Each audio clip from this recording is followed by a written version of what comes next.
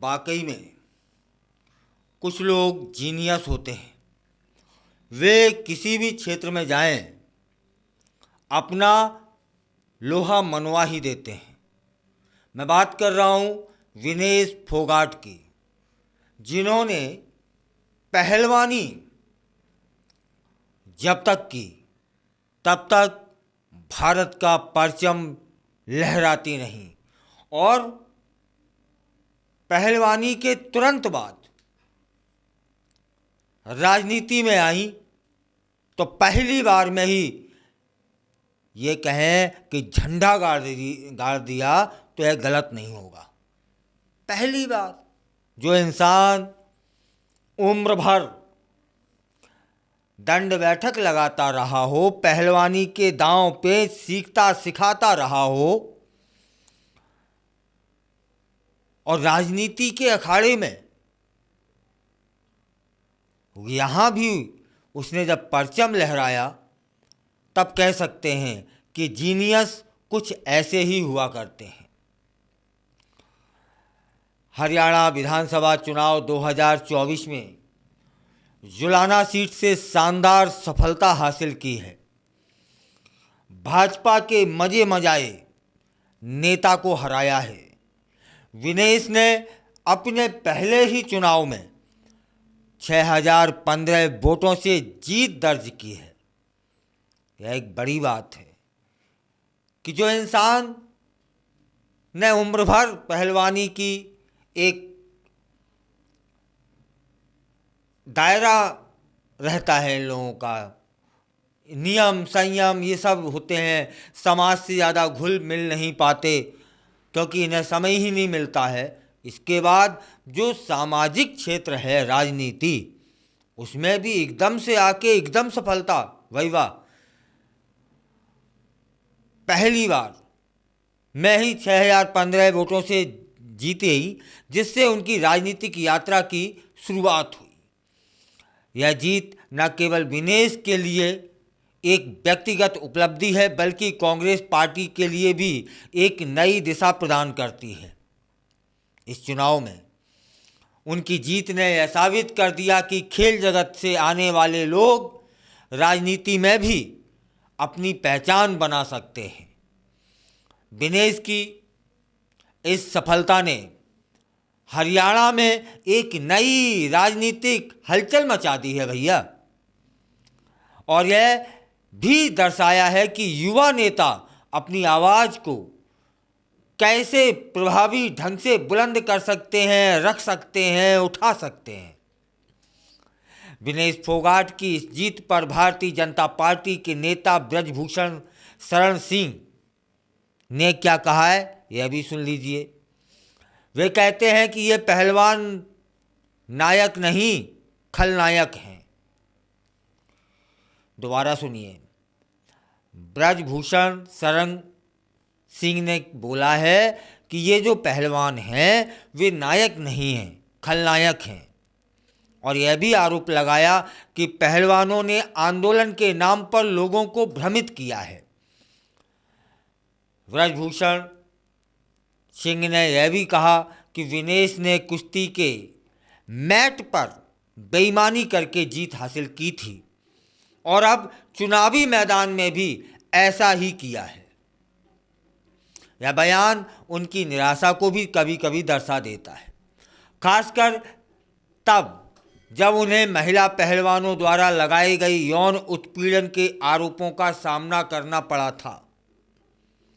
पिछले 2 सालों में विनेश और अन्य पहलवानों ने ब्रजभूषण के खिलाफ प्रदर्शन किए थे, जिसमें उन्होंने गंभीर आरोप भी लगाए। यह स्थिति तब और बढ़ गई जब विनेश ओलंपिक 2024 से अयोग्य घोषित हो गईं और इसके बाद उन्होंने कांग्रेस पार्टी ज्वाइन कर ली।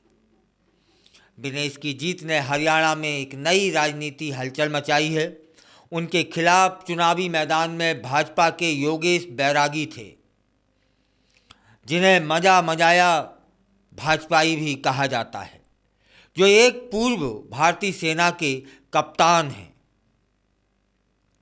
विनेश ने न केवल योगेश को मात दी है, बल्कि आम आदमी पार्टी की रेसलर कविता रानी को भी चारों खाने चित्त कर दिया और उनकी जमानत भी जब्त हो गई। यह चुनावी मुकाबला काफ़ी दिलचस्प रहा है और हर भारतीय की निगाह वहीं थी। ऐसा लग रहा था कि हरियाणा में चुनाव नहीं हो रहा है, मात्र एक इंसान चुनाव लड़ रहा है, विनेश फोगाट। सब जो भी है वहीं देख रहे थे, जहां पहलवानों का आमना सामना हुआ। दो लोग थे, कविता रानी, विनेश फोगाट, जिसमें विनेश फोगाट ने जीत हासिल की। खैर, विनेश फोगाट पहले से ही कुश्ती में कई बार मेडल जीत चुकी हैं, अब तो राजनीति का मेडल भी हासिल कर लिया और अब राजनीतिक क्षेत्रों में भी अपनी छाप छोड़ने में सफल रहेंगी, ऐसी उम्मीद की जा सकती है। उनकी जीत से यह साबित होता है कि खेल जगत से आने वाले लोग राजनीति में सफल हो सकते हैं। विनेश क्या कहते हैं यह भी सुन लीजिए। उनका कहना है कि हमेशा महिलाओं के अधिकारों के लिए उन्होंने लड़ाई लड़ी है और वह अब इस मंच का उपयोग करके अपने समुदाय के लिए काम करना चाहते हैं। उनके समर्थकों का मानना है कि वह हरियाणा की अगली खेल मंत्री बन सकती हैं और युवा पहलवानों के लिए बेहतर अवसर प्रदान कर सकती हैं। ब्रजभूषण शरण सिंह का यह बयान विनेश पर नहीं बल्कि पूरे पहलवानी समुदाय पर एक बड़ा सवाल भी खड़ा करता है कि ये नायक नहीं खलनायक हैं। क्या पहलवान अब राजनीति में अपनी पहचान बना रहे हैं? क्या यह बदलाव भारतीय कुश्ती के भविष्य को प्रभावित करेगा? यह तो समय बताएगा। फिलहाल इस जीत के बाद विनेश फोगाट ने कहा कि यह सत्य की विजय है और वह अपने कार्यकाल के दौरान सभी ज़रूरतमंद लोगों की मदद करने का प्रयास करेंगी। उन्होंने अपने समर्थकों से अपील की कि वे उनके साथ रहें और मिलकर काम करें। अब देखना यह होगा कि क्या ब्रजभूषण शरण सिंह इस हार को स्वीकार कर पाएंगे या फिर वे आगे भी इस मुद्दे को उठाते रहेंगे। राजनीतिक खेल में हार जीत तो होती रहती है, लेकिन असली सवाल यह है कि कौन सा नेता अपने वायदों पर खरा उतरता है। विनेश फोगाट की जीत ने एक नई बहस को जन्म दिया है। क्या खेल और राजनीति का संबंध अब मजबूत होने जा रहा है? क्या हम देखेंगे कि अधिक खिलाड़ी राजनीति में कदम रखेंगे? यह सवाल निश्चित रूप से विचारणीय है और इस चुनावी परिणाम ने न केवल विनेश को बल्कि युवा पीढ़ी को भी प्रेरित कर दिया है। युवा खिलाड़ियों को अब यह विश्वास हो गया है कि वे राजनीति में अपनी आवाज़ उठा सकते हैं और अपने अधिकारों के लिए लड़ सकते हैं।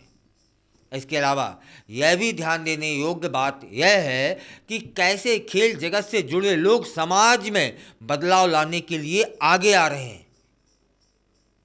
यह भी बदलाव हो रहा है।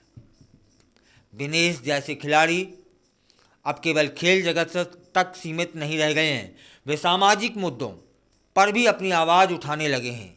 इससे स्पष्ट होता है कि खेल केवल प्रतिस्पर्धा नहीं बल्कि सामाजिक परिवर्तन का एक माध्यम बन सकता है।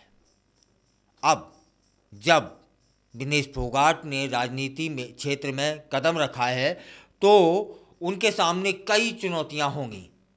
अनुभव राजनीति का तो अभी है ही नहीं, लेकिन अनुभव ना होते हुए पहली बार में झंडा गाड़ देना बड़ी बात है। मान गए गुरु। उन्हें न केवल अपने निर्वाचन क्षेत्र की समस्याओं को समझना होगा बल्कि उन मुद्दों पर भी ध्यान देना होगा जो युवा पीढ़ी को प्रभावित करते हैं।